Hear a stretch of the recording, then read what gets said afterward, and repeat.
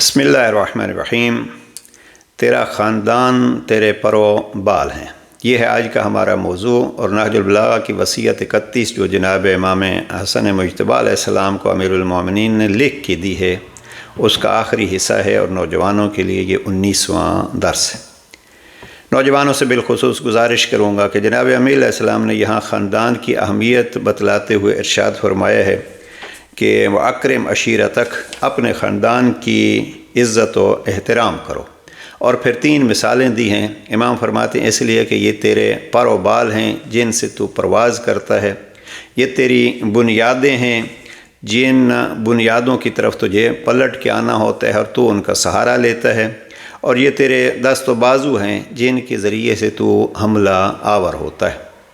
یہ حقیقت میں ایک مثال ایک سمندر ہے فصاحت و بلاغت علی کا، اس لیے کہ کوئی بلندیوں کی طرف پرواز کر سکتا ہے تو بہترین ذریعہ اس کے مددگار کے طور پر اس کا خاندان ہے۔ کوئی تنہائی میں اپنے آپ کو یار و مددگار کسی کو بنا سکتا ہے تو اس میں سر فہرست اس کا خاندان ہے، اور کسی سے اپنا حق لے سکتا ہے۔ یہ حملے سے مراد یہی نہیں ہوتی ہے کہ آپ کسی پر حملہ آور ہوں، یعنی اپنے دفاع کے لیے اور اپنا حق لینے کے لیے اگر کوئی آپ کا بہترین مددگار ہے تو وہ آپ کے رشتہ دار ہیں، آپ کا خاندان ہے۔ اب خاندان کے حوالے سے یہ گزارش کرتا جاؤں کہ خاندان میں سے بھی سب سے پہلا مرحلہ وہ ماں باپ کا ہوتا ہے، یا ماں باپ کے لیے اولاد کا ہوتا ہے، پھر آگے بہن بھائی ہوتے ہیں، اور پھر یہ میراث میں ہم 3 حصوں میں تقسیم کرتے ہیں خاندان کو یا وارثین کو، تو وہی یہاں بھی سلسلہ ترتیب وار چلتا ہے۔ البتہ اس سے پہلے ایک جملہ جناب امیر علیہ السلام کا رہ نہ جائے۔ جناب امیر علیہ السلام نے مینجمنٹ کے لیے ایک خوبصورت جملہ یہاں ارشاد فرمایا، اور امام فرماتے ہیں بیٹا اپنے خدمت گزاروں میں ہر شخص کے لیے ایک کام معین کر دو جس کی جواب دہی اس سے کر سکو، اس طریقہ کار سے وہ تمہارے کاموں کو ایک دوسرے پر نہیں ٹالیں گے۔ یہ بھی ایک بہترین نسخہ ہے زندگی چلانے کے لیے، اور اسی قسم کا ایک جملہ جناب امیر علیہ السلام نے جناب مالک اشتر کو فرمایا۔ بس یہاں آ کے پھر اس خاندان کی اہمیت بتلا کے جناب امام علیہ السلام آخر میں چند جملات دعائیہ اپنے امام بیٹے سے ارشاد فرماتے ہیں، استودع اللہ دینک و دنیاک، میں تمہارے دین اور تمہاری دنیا کو اللہ کے حوالے کرتا ہوں، اور اس سے حال و مستقبل اور دنیا و آخرت میں تمہارے لیے بھلائی کے فیصلے کا خواستگار ہوں۔ یعنی جتنی بھی آپ کوشش کریں، والدین بالخصوص، لیکن آخری مرحلہ اللہ پہ ڈالیے۔ آپ اپنی کوشش کیجیے اولاد کے لیے، اور پھر جناب زکریا کی طرح اور انبیاء کی طرح ربنا حب لنا من لدنک ذریۃ طیبہ جیسی دعائیں دہراتے رہیے تاکہ اللہ نیک اولاد اور نیک خاندان دے۔ البتہ جناب امیر علیہ السلام نے خاندان کے حوالے سے خطبہ نمبر 23 میں ذرا تفصیل سے ارشاد فرمایا ہے، اور اس کو بھی جلدی سے اگر آپ کی خدمت میں عرض کر دیں اور یہ گزارش کر دیں کہ دیکھیے خاندان کی مدد سے مراد یہ نہیں ہوتا کہ وہ جائز کرے ناجائز کرے، چونکہ وہ میرا ہے اس حوالے سے نہیں۔ اگر کوئی خاندان کا شخص ناجائز کر رہا ہے، ظلم کر رہا ہے کسی پر، تو اس کی مدد کیسے کی جا سکتی ہے؟ اس کی اصلاح کر کے اس کو اس ظلم سے روک کے اس کی مدد کی جا سکتی ہے، ورنہ وہ جاہلیت کے دور کی طرح چونکہ میرے خاندان کا ہے اس حوالے سے میں تو اس کی مدد کروں گا۔ ہم نے دیکھے ہیں اس زمانے میں دیکھے ہیں کہ اگر قتل ہو جاتا ہے تو وہ قاتل بھائی کے ساتھ کھڑے ہیں، اس لیے کہ بھائی جو ہوا ٹھیک ہے بھائی کا ساتھ دیجئے، لیکن یہ ہے کہ اللہ کا ساتھ بھی دیجئے، اس کے احکام کو مد نظر رکھیے۔ جھوٹیاں گواہیاں اور اس قسم کے امور جو ہیں ان سے پرہیز کرنا چاہیے۔ اگر بھائی غلط کر رہا ہے تو اس کی اصلاح، اس کی بہترین مدد ہوگی۔ بہرحال جناب امیر علیہ السلام خطبہ نمبر 23 میں ارشاد فرماتے ہیں، ایھا الناس انہ لا یستغنی الرجل وان کان ذا مال عن عشیرتہ، اے لوگو کوئی شخص بھی اگرچہ وہ مالدار ہو اپنے قبیلہ والوں اور اس امر سے کہ وہ اپنے ہاتھوں اور زبانوں سے اس کی حمایت کریں، بے نیاز نہیں ہو سکتا،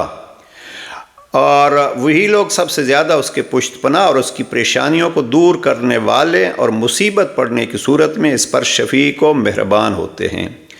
اب یہ 3 جملے جناب امیل علیہ السلام نے پھر اس انداز سے یہ بتلایا ہے کہ وہ تیری ضرورت ہیں. ہم اگر خاندان کو اپنی ضرورت محسوس کریں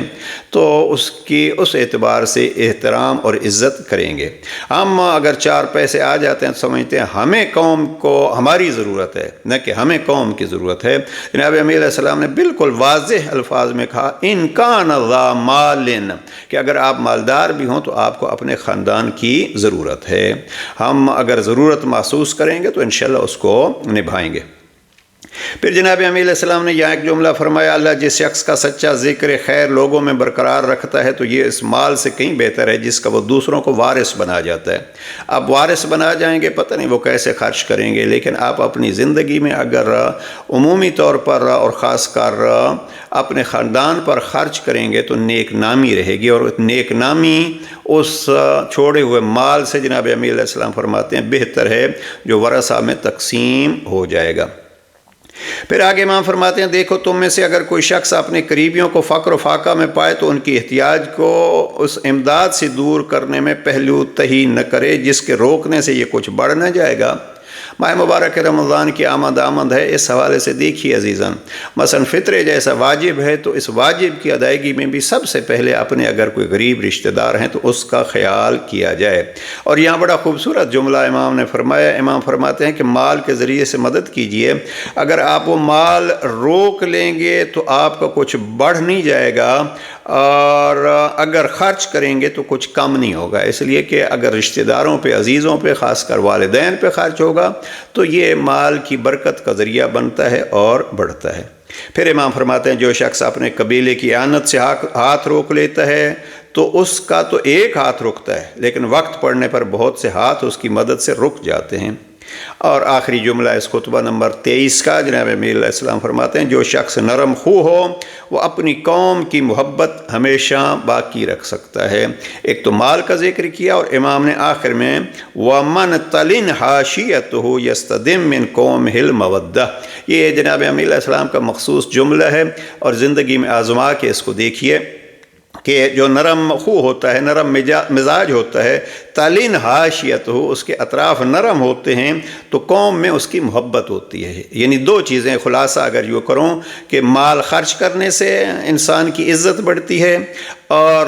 مال خرچ کر کے پھر اکڑ نہ جائے انسان کہ میں نے تو اتنا مال دیا ہے اپنے خاندان کو، نہیں. پھر نرم مزاجی، ہم نے ایسے افراد اس دور میں بھی دیکھے ہیں کہ لاکھوں خرچ کر کے وہ ایک دفعہ بھی اپنی زبان پر نہیں لاتے کہ ہم نے اپنے خاندان کے لیے یہ خرچ کیا ہے. تو یہ ہے جناب امیر علیہ السلام کا خاندان کی اہمیت، وہ تیرے پر و بال ہیں جن سے تو پرواز کرتا ہے. کوشش کیجئے ان 3 جملے خطبہ 23 سے اور 3 جملے خط 31 سے لے کے اپنی زندگیوں میں دیکھیے کہ ہم اس کے مطابق عمل کر رہے ہیں یا نہیں، اور اگر اب تک نہیں کر رہے تو ماہ مبارک رمضان میں ہم اس پر عمل کرنا شروع کریں. رہا خاندان والے زیادتی کرتے ہیں، میں پچھلے دنوں ایک جگہ پہ مجلس میں عرض کر رہا تھا تو کسی جوان نے یہ سوال کیا کہ ہم ہاتھ آگے بڑھاتے ہیں اور خاندان والے ہاتھ پیچھے بڑھاتے ہیں. تو میں نے ان کو عرض کیا کہ آپ اپنا کام کیجئے، وہ اپنا کام کرتے رہیں. اور آخر میں مجھے ایک شعر بہت پسند ہے، کتنی دفعہ عرض کر چکا ہوں کہ زندگی میں یہ ہنر بھی آزمانا چاہیے، جنگ اگر اپنوں سے ہو تو ہار جانا چاہیے. اگر اپنوں سے اختلاف ہوتا ہے تو شکست ہی حقیقت میں جیت ہے. لہذا اس پہلو کو بھی مد نظر رکھیے. پروردگار ہمیں اپنے خاندان کی اہمیت سمجھنے اور اس کو اہمیت دے کے زندگی گزارنے کی توفیق نصیب فرمائے. حضرت یوسف کا وہ جملہ مجھے یاد آ گیا ہے، جب بھائیوں کی ساری زیادتیوں کے باوجود بھائی وہاں پہنچے تو حضرت یوسف کہتے ہیں آج میں بھی کہہ سکتا ہوں کہ میں بھی بھائیوں والا ہوں. لوگ سمجھتے تھے شاید یوسف کا کوئی نہیں ہے، نہیں، میرا بھی خاندان ہے.